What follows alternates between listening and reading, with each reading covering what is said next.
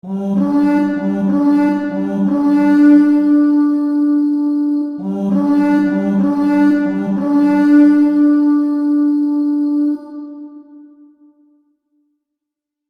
ladies and gentlemen, welcome back. I am Templar, and today we are actually going to be talking about the arms and armor of elves for this Fantasy Friday episode. Now, as we understand about elves, we kind of understand of how the elves would work, how their armor would look like, and of how it would realistically look like compared to films and, well, fantasy novels. In fact, whenever I hear of elves from Lord of the Rings, I do not like their armor and equipment because it does not make that much sense of what it might look like. Now, what do I mean by this? Well, for example, take a look at this said equipment, for example, from the movie from the Battle of the Five Armies, and especially due to the fact this looks like massive amounts of plate armor, that of which is not perfect for an elf to wear. In fact, if we think about an elf, stocky like a dwarf, they're not super strong like an orc. They're technically a little bit lighter than a human being. So in doing so, their most perfect armor and equipment would have to be different compared to this. Now, however, the bow would probably be perfect for their type of weaponry and firing. Now, however, though, they would probably also use other weapons besides the bow. How so? Well, I'll get to that very soon. However, as we understand, there are many idiotic nonsense versions that of which make no sense of why the elves would ever use that, such as this image here with the double-bladed sword. I don't understand why. Or as well, here's the thing though, there is also these idiot helmets which I don't know why they made them like this, but this does not make any sense of what the elf would probably use on the battlefield. In truth, though, the elf would have probably something different. They would probably have something that would actually keep their arms free. Like, take a look at this image here. It shows an elf wearing full-plated armor, which I don't probably believe that would be the type of armor an elf would probably wear. In truth, they might actually wear something else. So, how about we actually start talking about that, shall we? Now first, let's talk about their armor. Now, in truth, the armor that they would probably actually wear would actually be a variant of either leather, linal thorax, padding, scale and laminar, and as well even mail. Now, why do I put that in this design? Well, in fact, this type of form of armor is actually incredibly lightweight, comparing that to other sets. In fact, it would make plate armor actually extremely different. As which, if we understand from my last video with the dwarves, I had to actually think of the type of armor that would be perfect for them. And as which, if we think about it, the elf would have to wear a light type armor, and as well also have to wear a type of armor that would be perfect for their surroundings, and to where they would acquire it from. So, what do I mean by that? Well, since the elves actually live mainly near forests and rivers, we actually got to think that part through. Now, in truth, though, in rivers, for example, they can actually create bog iron. Bog iron can actually be acquired from bogs, or in this case, swamplands, of which, technically, if you think about it, rivers actually do lead sometimes to bogs, so that could lead to it. However, now we actually got to think this part through. In truth, leather can actually be acquired from the said animals they would hunt. Now, in truth, though, the linal thorax would be a mixture of glue and linen, which would be perfect in the measure of making.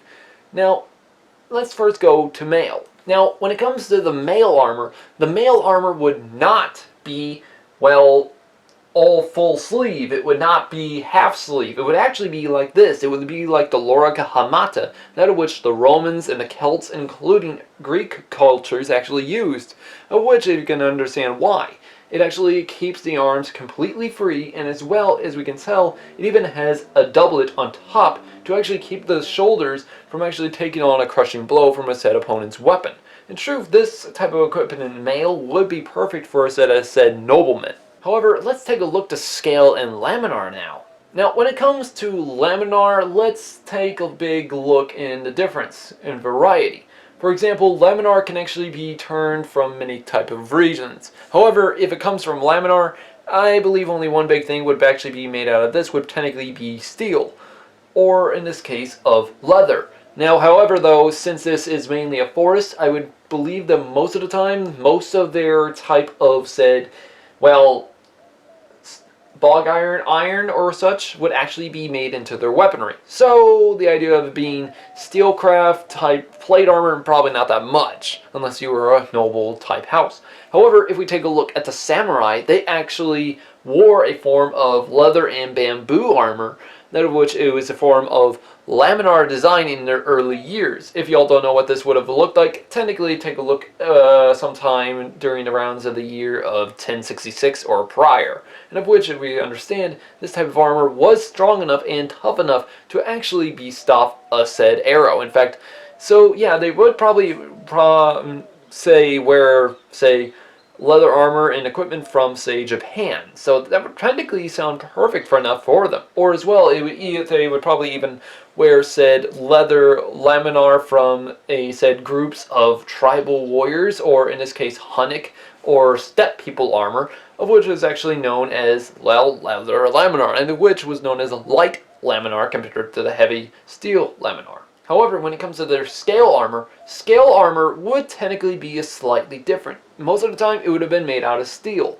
Now, their steel armor would probably be used by a heavy class of noblemen. In fact, this image of a Roman legionnaire actually does prove a true form of what this laminar would have looked like.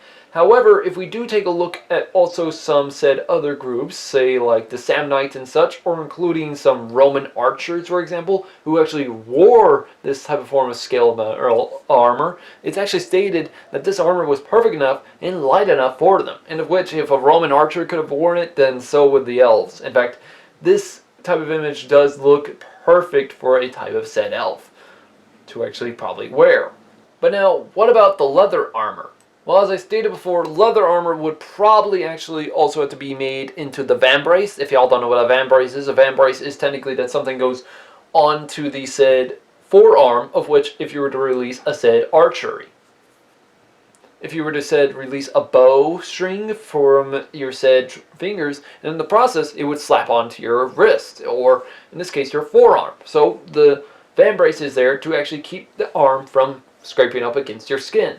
However, if we take a look at these images, these type of forms of laminar leather is perfect also, that of which actually proves my point about it. And these are technically known as steppe people armor, of which, yes, this type of armor would technically be perfect for a said group of said foot soldiers in an elven army. However, a type of armor that would probably be even more perfect for an elven warrior would be the linothorax. In fact, the linothorax is a type of Greek invention, and of which is made out of linen glue, of which would be many layers of linen glued together. This type of form of armor was so strong, in fact, it could actually stop a said scorpion bolt. So if this could stop a scorpion bolt, this is perfect also. In truth, though, this type of armor would actually have little type of form of metal armor, and of which there would probably be just a little more of laminar plates or even scale plates upon the belly area to actually protect it a little bit more perfectly. And in doing so, this armor would probably be perfect due to the fact it does keep the arms of the wearer incredibly free and open from a said opponent's attack. So technically this would probably be best, I believe, for an elven warrior. However, when it comes to other forms of armor, such as padded armor, as I think about it, we can actually see sleeveless type padded armor, that of which the Celts would have been known and notorious of in using on the ancient battlefield. In fact, it's even stated that ancient Celts actually even had a type of armor that was a mixture of many armors, of which I have just described. This mixture of armor was actually a mixture of padding, of which was then covered with a layer of riveted mail, and then with scale armor, and then attached all over it with a boiled leather type armor. This would then be sewn all together, and which would have actually been impervious to said missile weapons, including a scorpion bolt would have just bounced right off. However, if we do think about that, that does give us a good description on how the armor would have probably been perfect. So yes, so which armor would I normally believe that an elven warrior would have used? Well, as I stated before in my last video on the dwarves, it probably depended on the group, it depended on their tribe, it depended on their region. In fact, if we think about it, Lothlorien is in Rivendell, and it isn't the ancient elven city of Gondolin, of which they were all completely different. So we can understand why. However, as I stated before, pretty much it probably depends on their said region, on how much they could afford and how much they could actually do. However, as I stated before, the biggest armor I would probably see them use would probably either be the Lionel Thorax, or including sleeveless padded armor, or including laminar leather. Now, however, let's take a look at their helmets. Now, as I stated before, the helmets in the Lord of the Rings are not very good compared to the fact these are meant to be used for archers, which that proves my point. An elf is an archer type unit. They're not perfect for typically taking heavy blows, in which, if we have to think about that, they have to actually wear a lightweight type of helmet. So what would the helmet look like? Well, in truth, I would technically see a elven nobleman probably wear something like this, a samurai type helmet, of which it would technically show the fact of where he is on the battlefield, or including to the fact he probably would be perfect in this said helmet. However, if we also take a look at some other helmets, such as this late Roman helmet of the Eastern region, these are pretty much one of the lightest helmets out there, that of which were used by the late Roman Empire, and of which these would technically be perfect for it. In fact, take a look at this other late Eastern Roman helmet that actually has this type of mohawk design. This would have actually been used by the late Roman centurion. However, if we think about it, this would also be perfect for a said elven warrior. However, if we do technically take a look at this said armor is a lot different compared to it. Now, that's actually explaining something. Now, this type of Eastern or late Eastern Roman helmet does give a good point of what an elven helmet might look like. In fact, it technically does look just like an elven helmet, if you ask me. However, there is also some other helmets, such as this helmet that was used by the Roman archery groups. Now, this helmet would technically be perfect for them due to the fact it does look like it would be perfect, because they actually have a freedom of eye movement in the said region. And in doing so, it does keep their entire awareness on the battlefield, and technically it does look like something an elven warrior would have probably worn also. However, there's also this Dacian warrior helmet, but I technically view that mostly used by dwarves compared to a said elven warrior. So yeah, in truth though, it kind of makes a little more sense. Now though, this does give a good description, but as I stated before, the imagery of this said Roman archer, for example, that was used during the imperial period, looks perfect for a said elven warrior. In fact, this type of armor set is really cool. In fact, this does technically look like an elven warrior. All you need to do is add a said pair of pointed ears, and there you go. But now, I hear you already. Templar, what about their shields? Would an elf actually have a shield? Well, yes and no. In truth, if we think about it, since they're an archer, they can't be carrying around a heavy, big, giant shield. They actually have to carry around a light shield. And that means, most of the time, they would carry around this, a buckler. In fact, if you all don't know what a buckler is a small gated shield that is perfect for a said elven warrior. In doing so, they can deflect a said blow from their opponent, and in the process attack their opponent incredibly quickly. And in fact, if we do know about elves, they are incredibly fast, and as well, very, well, how should I put this? And as well, their sight actually gives them incredible quickness on the battlefield, meaning they can easily stab and thrust, and as well even cut their opponent incredibly quickly compared to their opponent. So in doing so, this would probably be perfect for them. However, there is another type of shield they could probably use on the battlefield rather than this on their person.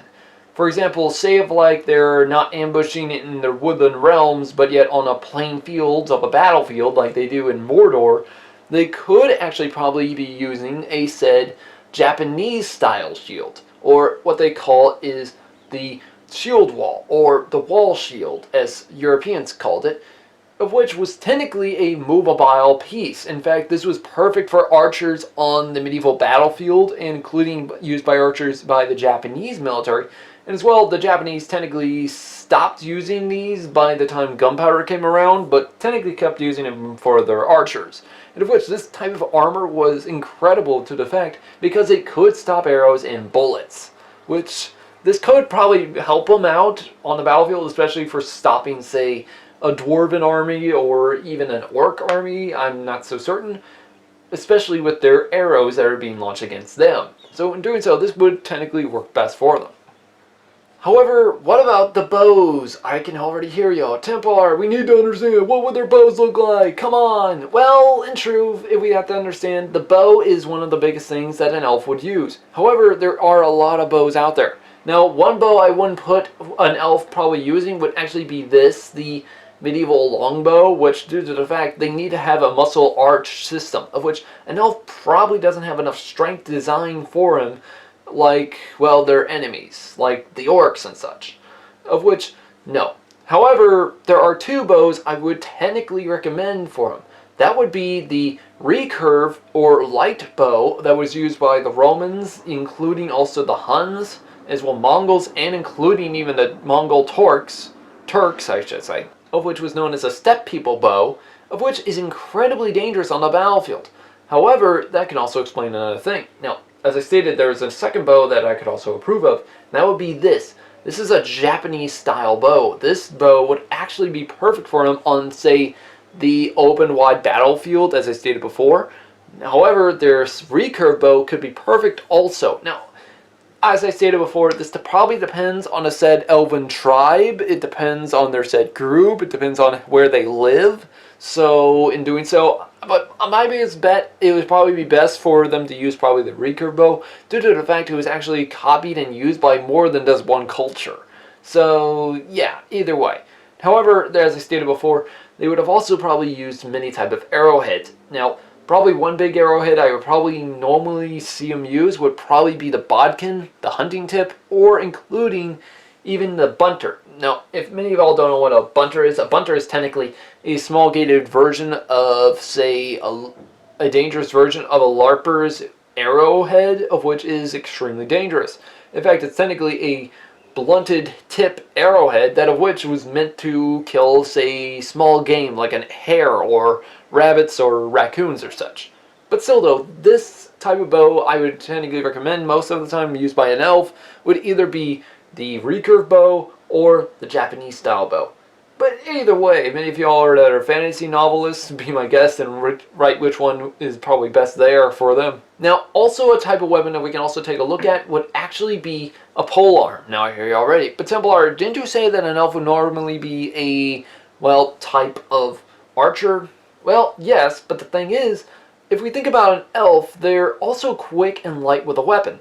It actually gives me a good example of some weapons that could actually be perfect for them. Especially if we take a look at the said First Lord of the Rings film, of which we see them actually using elongated type elven noble swords. So, what would that be? Well, that would technically clarify too many type of weapons, but in truth, there are many ones that are which near identical, such as the Japanese style staff sword or naginata, of which is perfect for said cutting and thrusting type use, and of which there's also the Chinese version naginata, of which is something else, but unfortunately I've forgotten how you pronounce it, sadly, which I'm kind of disappointed on myself about that. But in truth, this type of weapon is dangerous, and of which they do look near identical. However, Europeans have their own version, that which I believe only two of them would actually be recommended for them, being the war scythe used by many farmers in combat zones, of which is technically the war version of a said scythe, or the glaive, of which is technically a sword that got broken, and of which can then be forged into this type of sword, type spear, and of which these type of weapons would be perfect for them, and of which they have a type of rotating design function, meaning it's like a elongated sword blade. Of which, if we think about it, these weapons were perfect on the battlefield, and of which technically only got replaced because of gunpowder. Oh, but I hear you already. But Templar, what about their swords? What would a type of elven sword look like? Well, if we think about it, an elven sword would actually have to be many types of weapons. In fact, as I stated before, it probably depended on their culture. However, there are weapons in there that of which I could also say that of which can also be viewed as a sword, but of which are not. So I would technically leave them as a sword. Now, there are many of them, and of which would be the falchion, the falx, the katar, the kukri, the Filipino swords, the chateau, talwar, and the yuri. Now, there's also this Chinese style dahua, or dahao.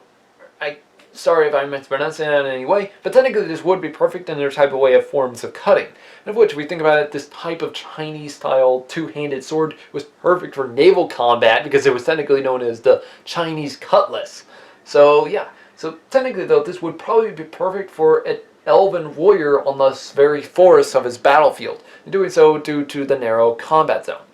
Now, however, let's take a look at an elven type of historical dagger that would look like. Now, as you can tell with these are not elven daggers. These are actually type of Indian type knives. No, I'm not referring to Native Americans. I'm referring to the people of India. In fact, these were used by a type of group in India known as the Rajput. If y'all don't know what the Rajput is, these are a type of group in India. And here's the thing. I first learned about these people, or technically heard about them before the show known as Deadliest Warrior came out with them on the second season, with them going up against the Roman centurion. Now, though, this type of knife would technically be perfect, especially due to the fact you can easily holster your hand into this said opening. In doing so, you can technically use it almost like a Indian-style version of a said brass knuckles. In doing so, this would technically be perfect with two of them, for example, and I could probably see Legolas probably using this, which this looks perfect, as I stated before, for an elven warrior. However, there are many versions to these type of design. Now, however, let's take a look at the falchion. For example, we've seen the falchion in the Hobbit movies with Thorin Oakenshield holding onto one that was made in Gondolin. In doing so, we see Legolas technically using it in the Battle of Five Armies. Now, this weapon technically does prove a point. However, the falchion, technically, if we think about it, could also have its little brother, the Messer, in the battlefield, along with the facts of the Grossmesser. If y'all don't know what a Grossmesser is, a Grossmesser is a two-handed version of the smaller Messer, which is a one-handed version.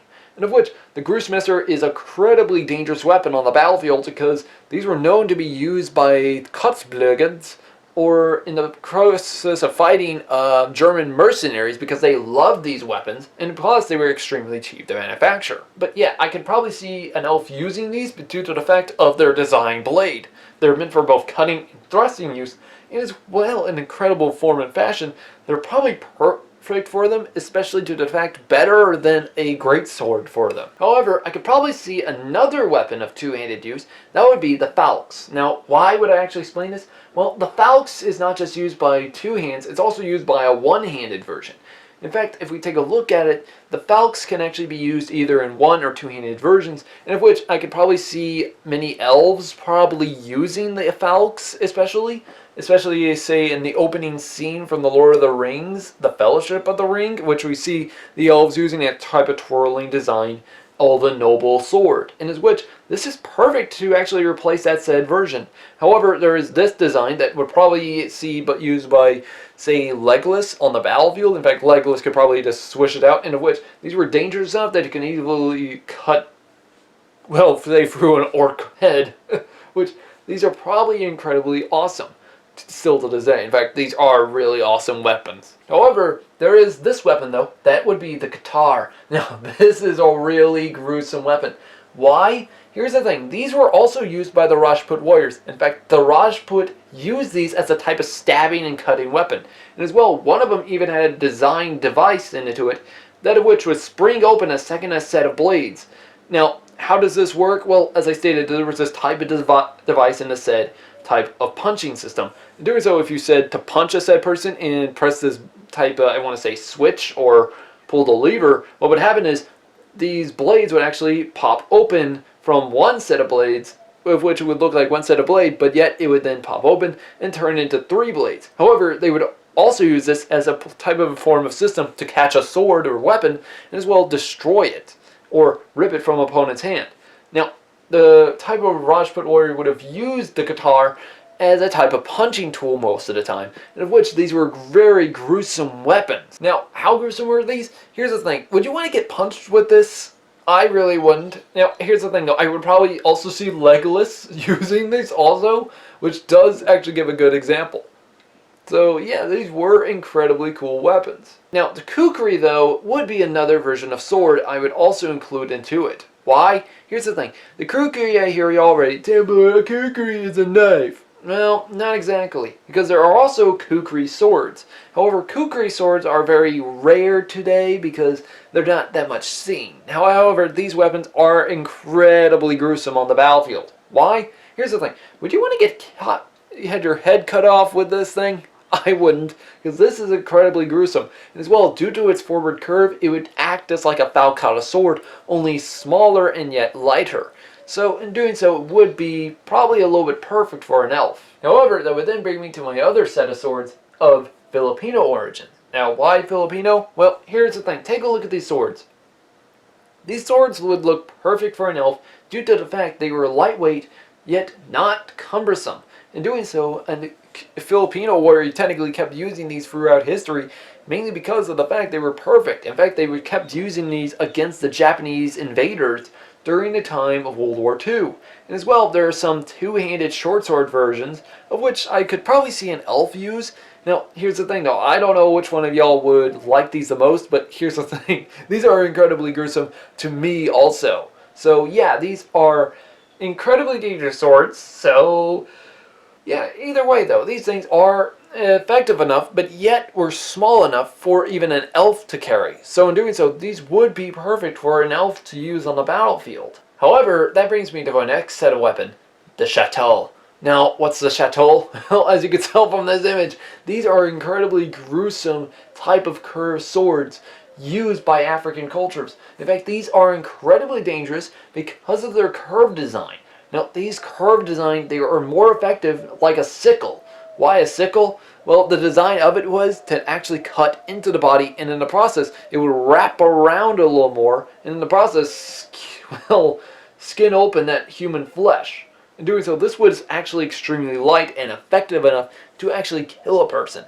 In fact, there was even a tribe known in African culture known as the Nimnim, who actually used these said swords to effective use, and of which were actually stated to have actually beheaded their opponents and as well launched it with a tree, which, yeah, I do not want to actually understand how dangerous that was. So yeah, but still, I could probably see an elf using this maybe, but probably not as much as an orc, due to the fact this looks like an orcish style weapon to me. However, there is this type of sword known as the talwar. The talwar is a type of sword that which was also used by the Rajput warriors. In fact, the talwar, as we can tell, actually has this type of curved sword design as well, a type of handle grip guard. However, it technically was also used by many Muslim tribes, and as well many Islamic people actually used it, especially in the groups of the early Ottoman empires or Turkic Greek kingdoms.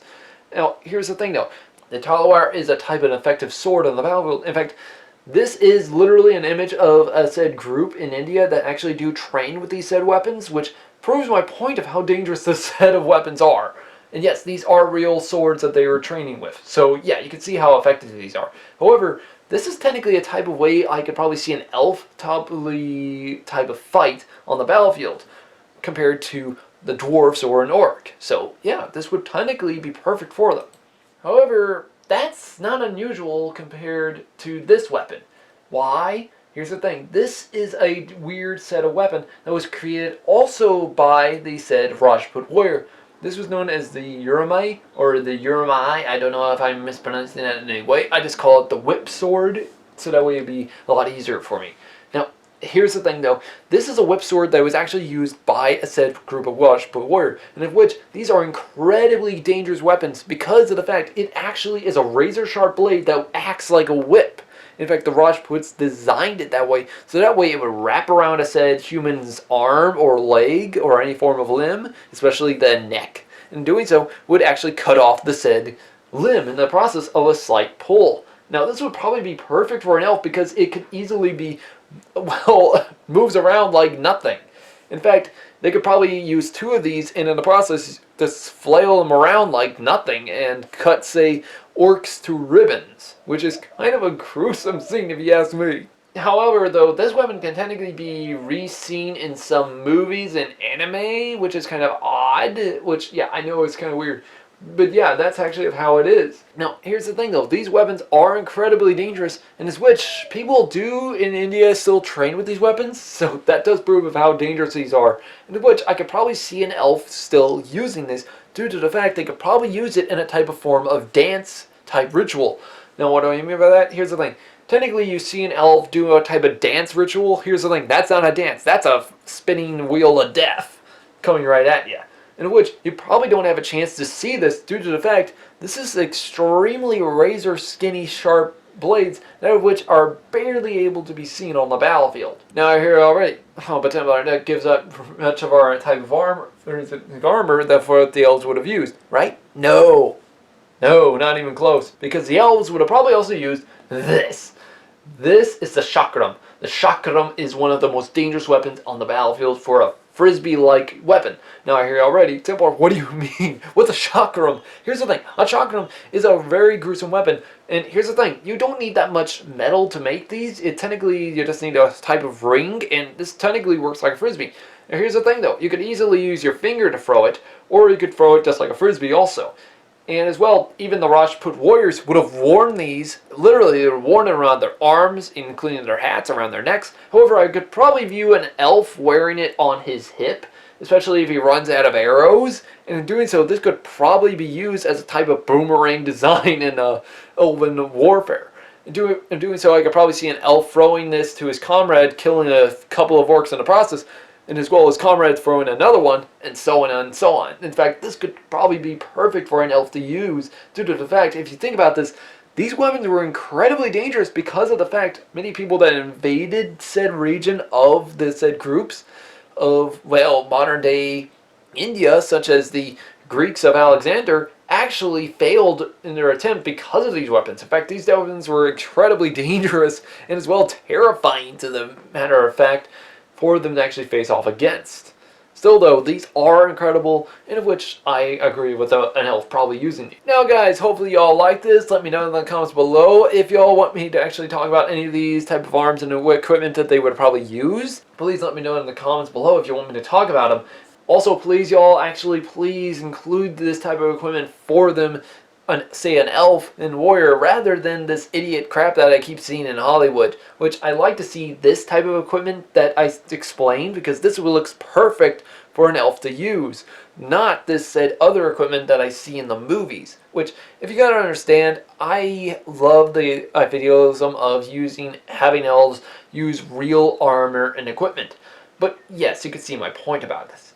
However, though, if y'all actually feel that I messed something up, or in the process I didn't add something in here that would probably be perfect for an elf, let me know in the comments below, and I would be happy to see if you want me to put that in or something. Anyways, guys, please check out our Facebook. Also, like and subscribe to actually help the channel grow. And as well, click the bell button for notifications, especially when the next upcoming video is coming up. Anyways, guys, hopefully I can catch you next time on the next video of Fantasy Friday, of which I'm still kind of looking forward to it, of which I'm either choosing between the centaurs or the orcs. Anyways, guys, I've been Templar. Have a great day.